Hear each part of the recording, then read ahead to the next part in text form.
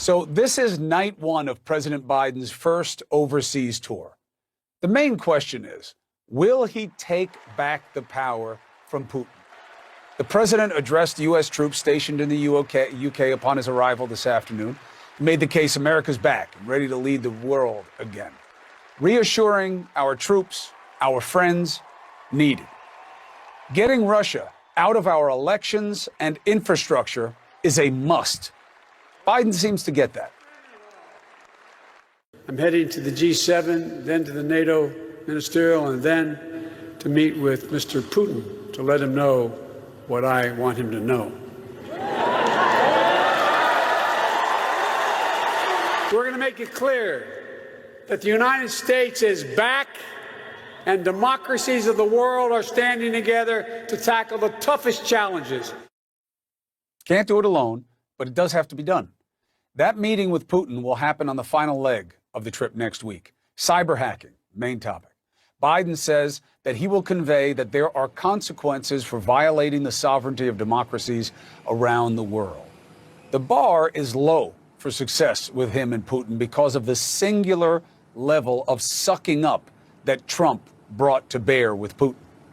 Putin's a killer.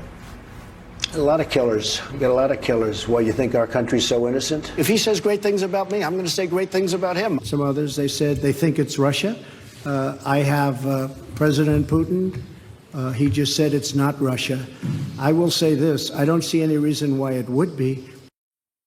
That was in Helsinki, and it was one of, if not the weakest presidential moment I have seen on my watch. I can tell you this, as an American, it was embarrassing. The media covering that symposium there was waiting for a punchline, but it turned out the joke was on us. It felt like rock bottom, right? But things then sunk lower. Remember this? Chairman Kim would like to have another meeting. He wrote me beautiful letters, and they're great letters. We fell in love.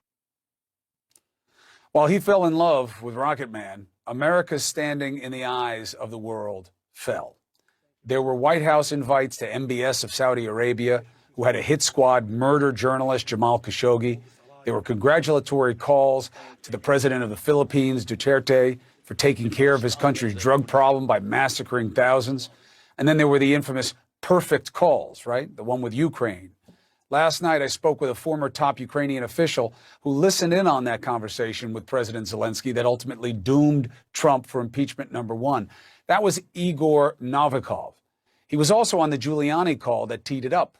Now, sadly, he says because of those experiences, they don't see America in the same light anymore. Basically, before this interaction with Rudy Giuliani, before the perfect phone call, before these events, our young kind of civil society, our dreamers kind of firmly believed in like American exceptionalism and, you know, the strength of like American ideals. And that was one of them. And then experiencing all of this firsthand, hearing those conspiracies, experiencing that pressure, that was really damaging. I mean, everyone, including myself, has a slightly more cynical view of America now, and that's the real tragedy. The damage has been done. Now, I know when you hear something like that, there's a reflex like, really? Ukraine is going to come at us for... Hold on. Think about what they're doing. They're desperate for legitimacy, right? They're getting pummeled by Russia. They reach out to America, who's supposed to be their friend. And that's what they get. Trump, Rudy before him on a squeeze play after they told them, we don't have any information like that about Biden. They say, yeah, well, we want it anyway. Just make it good, make it fair, make it honest. Igor said last night it was like The Godfather right from the jump. Now, what makes America special that Igor has to recognize in Ukraine and the rest of the world again is that here we hold people to account and we make better efforts. That's what we can do here. We can question our leaders. I do it on a regular basis. We're going to do it tonight. And that's why I want to bring in a better mind to assess the stakes of what has been on his watch and what is to come on Biden's watch. That is Ambassador William Taylor. You probably recognize him. He was a star witness at Trump's first impeachment trial. He's the former top American diplomat in Ukraine under Trump. Thank you for joining us on Primetime, sir. Thank you, Chris. Great to be here. First, an obvious question. Why weren't you on the perfect phone call? Did they box you out because they knew you weren't on board with what they wanted? That phone call was listened to by a small number of people in Washington and a very small number of people in Kyiv, in Ukraine. No, I don't think that they had any idea of who would be on, or who would be listening, or what the implications would be. I don't think they knew what was going to happen on that call. So that was an unusual call in many respects, and we know that there was pressure put on President Zelensky. All right, so you just weren't on it.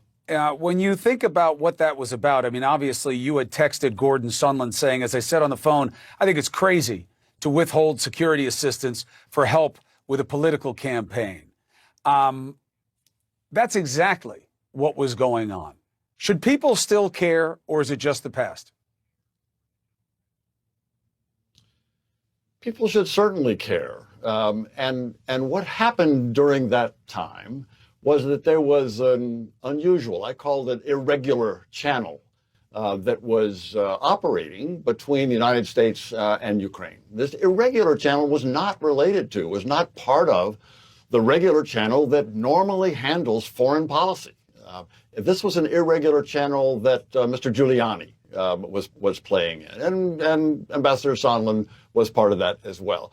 The irregular channel misled people. The irregular channel made people think, like Mr. Novikov and maybe others on that phone call, that this was actually U.S. foreign policy. It wasn't. That was not U.S. foreign policy. And they now understand that well. So going forward, as I teed it up at the top here, how important is it that President Biden comes strong at Putin in a way that Trump never did, and is saying the community is going to protect democracies again enough? I think it's very important. President Biden has made it very clear that he is clear-eyed about President Putin. We know that you played some of the clips where President Biden expressed his view about President Putin. President Biden mentions that he has told President Putin to his face that he doesn't think he has a soul. And President Putin said, well, now we understand each other. So all to say that I think President Biden, unlike all of his predecessors, or the last three predecessors, is not going to this meeting in an attempt to reset or restart or make the relationship work. This is not what he's after. He's looking for something that will bring it to some level of predictability and stability.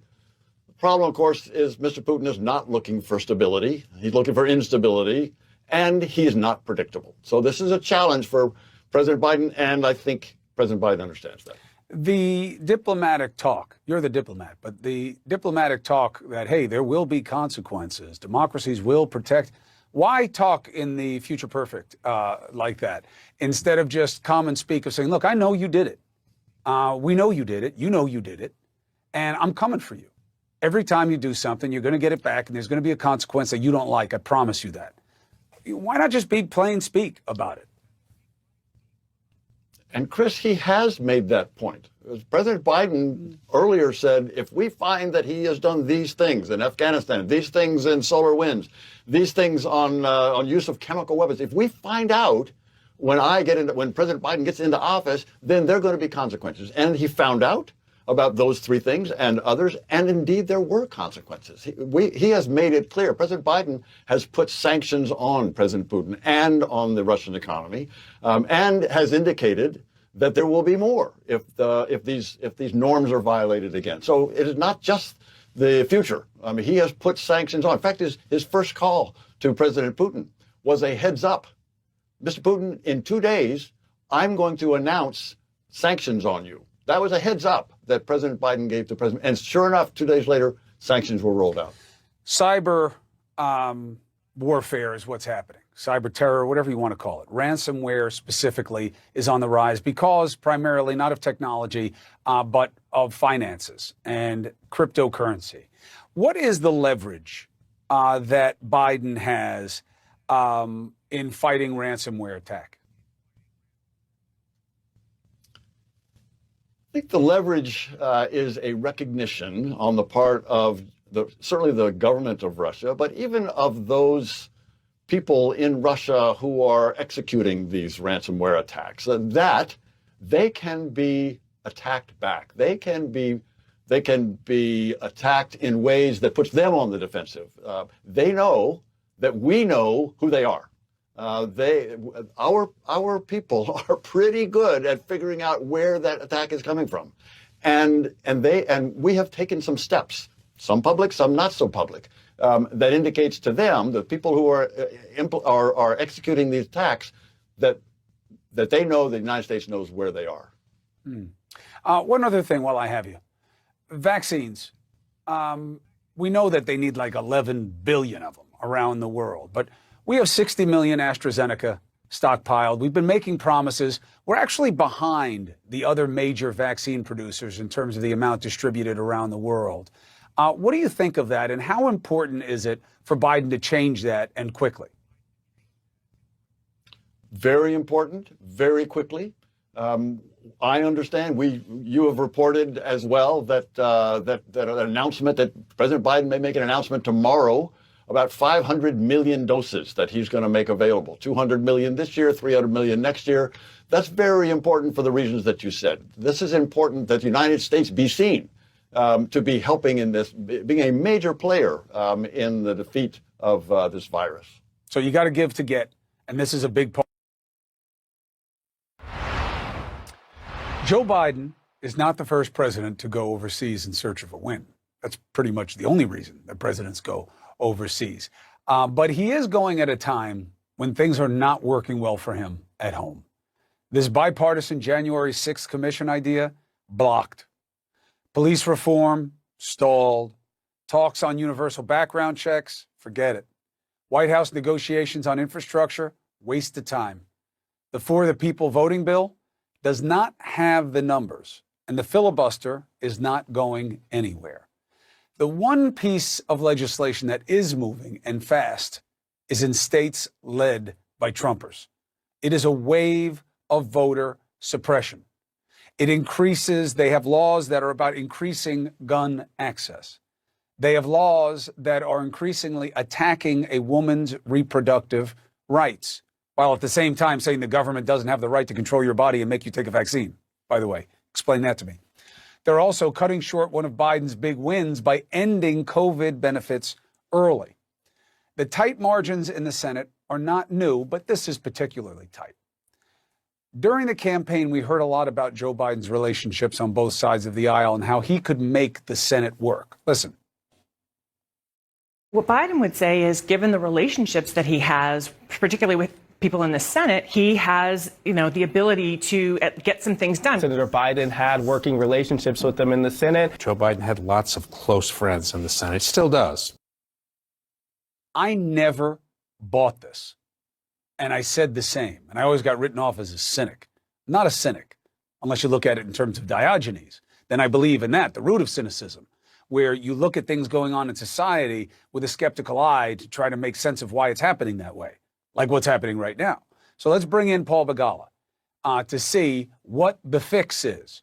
Because, Brother Begala, we don't agree on fishing, but we must agree that this ain't working. And you can't keep petting the snake. Because you keep petting the snake, you're going to keep getting bit. What needs to change? Well, actually, I am a great fisherman. And one of the fisherman's rules, and you know this because you putter around out there in Long Island Sound or wherever. The ocean is what you mean to say. In the water. The ocean. I was just, the briny I was deep. in upstate, you're in the son, stream. John, I would just with big pants on. Go ahead. Oh, anyway, one of the rules of fishermen is more lines in the water, you get more fish in the boat. Here's what Biden's doing. He's not only pursuing what I think is ultimately going to be a fruitless attempt to get 60 votes on anything, but by pursuing that, he increases his chances of getting 50. So let me tell you 3 or 4 different tracks he's going on simultaneously, not sequentially. At the same time, he was pursuing conversations with Shelley Moore Capito, which she was just a stand-in for Mitch McConnell, and that was, I think, not in good faith on the Republicans' part. Now there's another bipartisan effort. Senators Cassidy of Louisiana, Republican, Mitt Romney of Utah, Joe Manchin of West Virginia. That's going on. At the same time, over on the House today, they began marking up the surface transportation bill in the Infrastructure Transportation Committee. This is a half a trillion dollar bill that is moving right now. And finally, in the Senate, they just passed with a large bipartisan majority the Innovation and Competition Act, which is $250 billion. One White House aide described that bill to me as part one of the Biden Jobs Act. So they're doing all of these things at once, and one or more of them is going to hit that bait. So you see it as flooding the zone, effectively, so that something has to get through. But the big ticket item is the infrastructure bill. You're saying they're going to do it piece by piece. They may have to. I think that, again, I think they're going in every way that they can to try to get this through. I think the only way to get to 50 is to get caught trying to get to 60. I don't think they'll ever make it. I don't think the Republicans are negotiating in good faith, but Biden knows the Senate better than you and I do. So they're going to play out that string. But here's the thing. I think they've only got 9 or 10 weeks. I give them the deadline of the August recess, the second week of August. If they don't have something by then they're in real trouble. Look, I have no reason to doubt President Biden's relationships, but I have every reason to doubt what they've been able to produce, right? Because somebody who had terrible relationships with Republicans would be in the same spot as Biden is right now. Right. The For the People Act, though, is the big problem, because this one is not about money. This is about literally the wheels of justice. And it's interesting.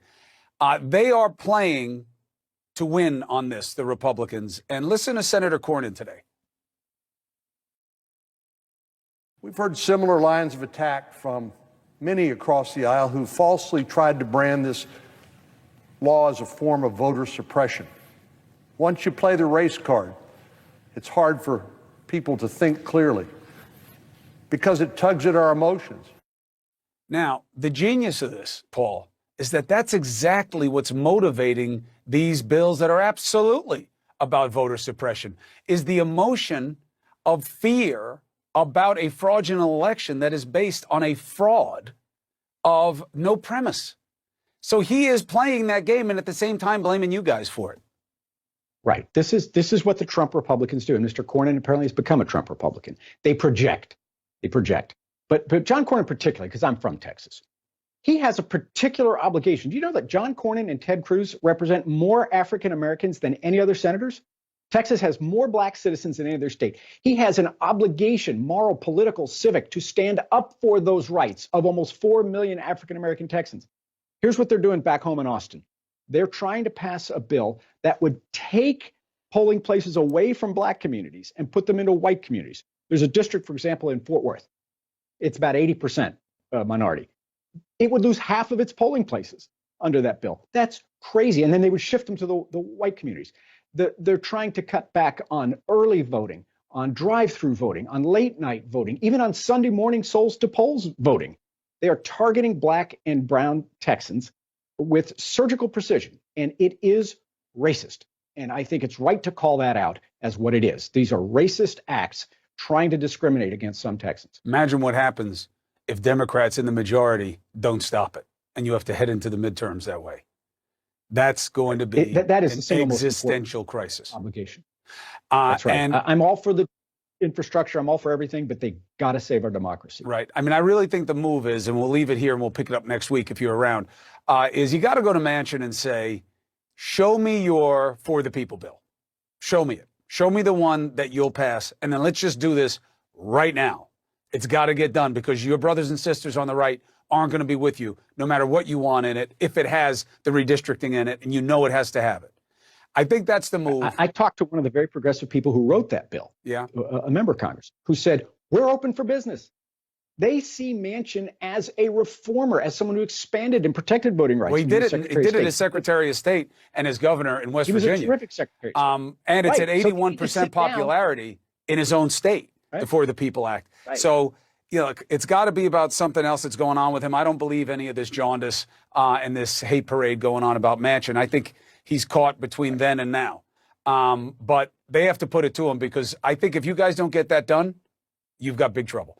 Begala, I love you. I appreciate you. I'll talk to you next week. Love you. Great to see you, Chris. A highly transmissible new COVID strain has absolutely taken hold in the UK. That's where the president is now. Lord willing to keep him safe. He's been vaccinated. He should be okay. But it is a early, distant warning for us here about what is to come and what it means for the unvaccinated. The U.S. Surgeon General is here. Next. All right, so now we have the UK variant that spreads much more quickly than what we had here. And then on top of it, we have the Delta variant that's even more contagious than the UK. And that is going to be dominant in the U.S. It accounts for 6% of the cases here so far. Doesn't bode well for our battle to end this pandemic because vaccination rates are dropping, okay? Dr. Fauci issued a new warning. We cannot declare victory prematurely because there are still a substantial proportion of people who have not been vaccinated. We don't want to let happen in the United States what is happening currently in the UK, where you have a troublesome variant essentially taking over as the dominant variant, which has made it a very difficult situation in the UK. We don't want to be there. Look, people can come at Fauci now on the political right. They're making him the new Hillary Clinton. That's their play. I want to see them come up with proof that he's wrong about what it means to get vaccinated in the face of these variants, that it's not necessary, that you'll be fine. Because we are living in deep denial about the need for the vaccine. I got the vaccine. I still had antibodies, even when I got it. I could donate the plasma. I could do all of that. Why? I wanted the protection. I was a little sick when I got it, but now I have some protection if these variants come, or at least that's what we're told. Let's check, okay? We continue our series of looking into the problem, how we got here, and how we don't get here again. Surgeon General Dr. Vivek Murthy. It's great to see you, sir. Hey, it's good to see you, Chris. How have you been? Better than I deserve. So with these variants, if people are vaccinated with the vaccines we now have, what does it mean if the UK variant or the Delta variant, do we know anything about protection with the current vaccine and those variants? Well, Chris, it's a really good question. And the news about the Delta variant is evidence of really why it's so important for us to get vaccinated as soon as possible. This variant is even more transmissible than the UK variant, which was more transmissible than the version of the virus we were dealing with last year. And there's also some concern that it may be more dangerous as well. The good news is that when they looked at the Pfizer vaccine, they found that it was quite effective after 2 doses at protecting against even the Delta variant. We already know that it's effective against the UK variant and others circulating here in the United States. So it's yet another reason to get vaccinated quickly. But for those who are unvaccinated, they are increasingly at risk as more and more variants develop. And look, we are blessed, absolutely blessed to have multiple options here in terms of vaccines. There are places in the world where these vaccines are not available. And my hope is that people will take advantage of this opportunity that we have to protect themselves, protect their communities, and get vaccinated as quickly as possible. Doc, you think the horse is out of the barn? 13 states have met the Biden goal of 70% of adults with at least one shot by July 4th. The vaccination rates are dropping because places are opening anyway, because people have had it, and states are desperate for commerce, and politicians are desperate for approval. So what's the chance that we get more people vaccinated? Well, Chris, I'm optimistic that we can. I don't think it's going to be easy, but I think what it's going to require is several things. Number one, us continuing to increase access to these vaccines. As you heard last week, there have been even more measures that we're taking, from free childcare to extended pharmacy hours. And this is all in addition to the free transportation, the rides through Lyft and Uber partnerships and other measures. But it's going to take more than that, Chris. It's going to take us continuing to work with trusted local messengers to ensure that faith leaders and doctors and nurses locally are in communities, talking to members, talking to their patients, to their students. This is really what it's going to take. Chris, we knew it was going to get harder as this effort went on. But one thing that we have learned more clearly than anything else is that this vaccination effort will move at the speed of trust. And that's why all of us have an important role to play here, because there's somebody who trusts us in all of our lives. Maybe it's a family member, maybe it's a good friend, Maybe it's the people that you serve if you run a business, or that you minister to if you are a pastor in a church.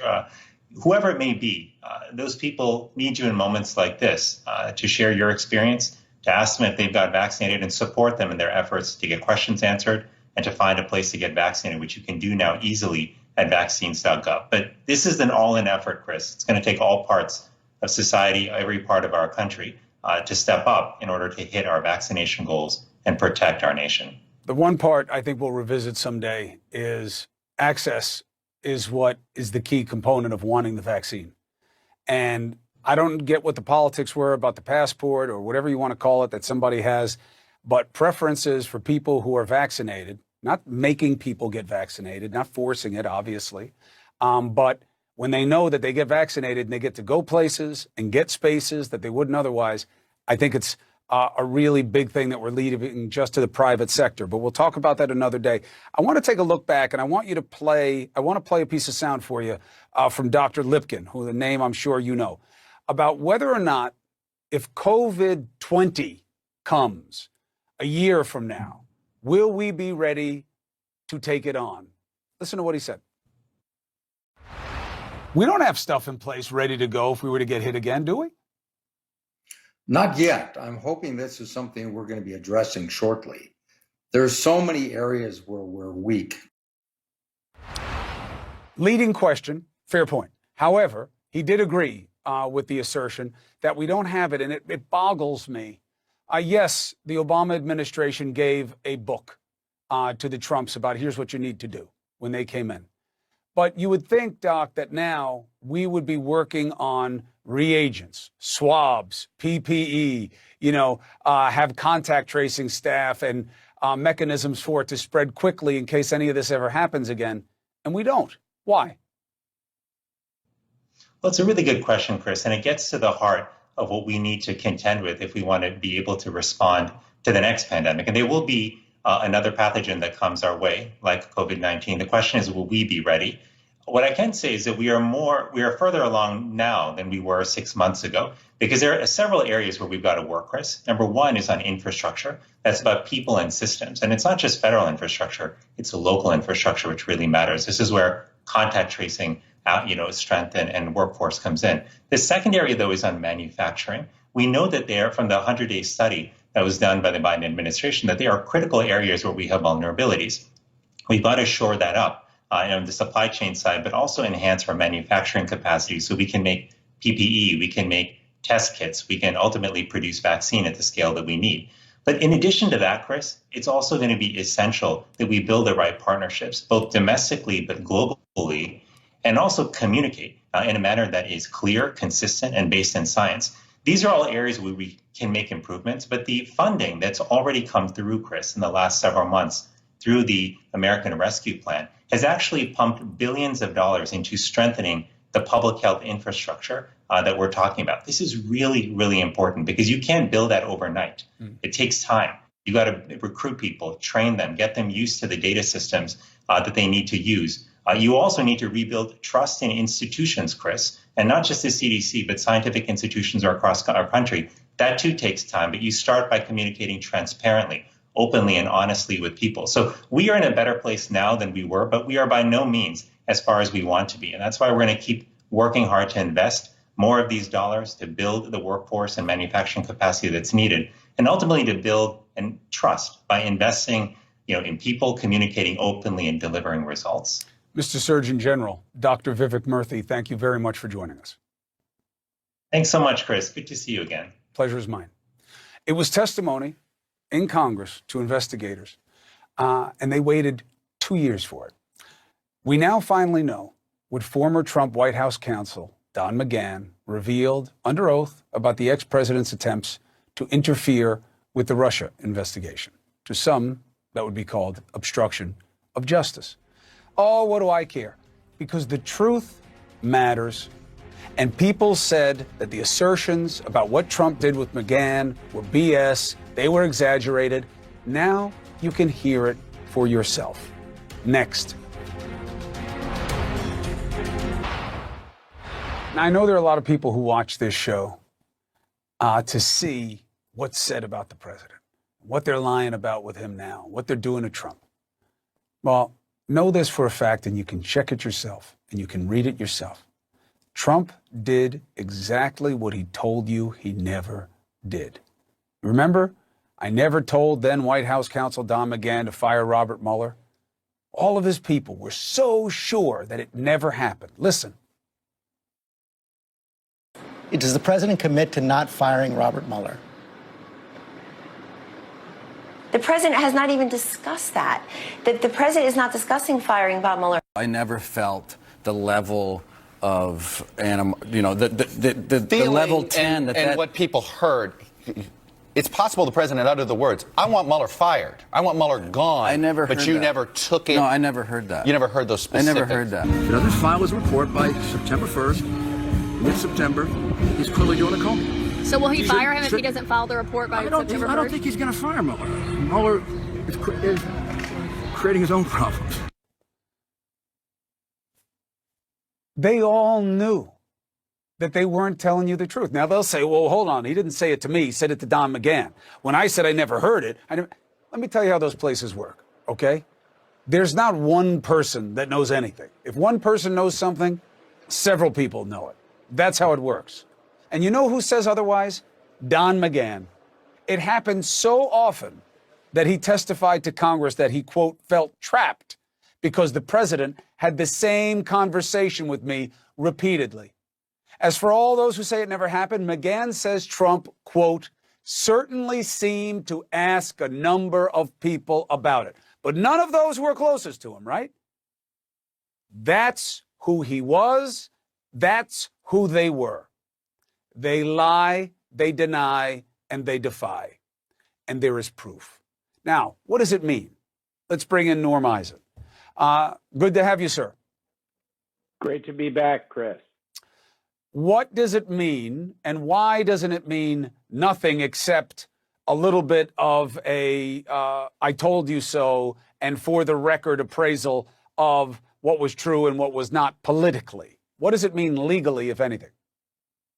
Well, Chris, the new revelations that the House Judiciary Committee finally got out of Don McGahn in the transcript that was released today demonstrate that the president's repeated denials that he wanted to fire Mueller, have Mueller fired, were false.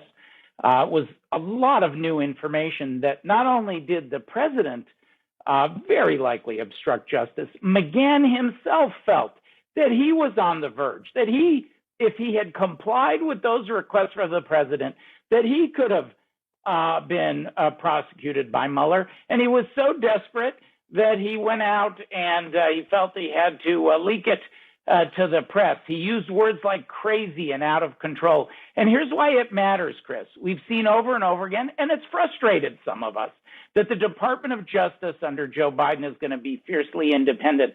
I think with this public transcript out there, they must look again at the presidential obstruction of justice. In a country where no person is above the law, we have more proof that the president broke it. So I think it's going to require another hard look by DOJ. What would you like to bet?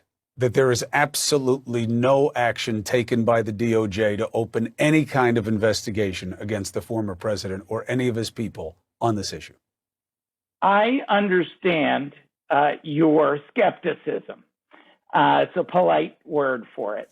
I will bet you that the president is going to face charges somewhere. You're right.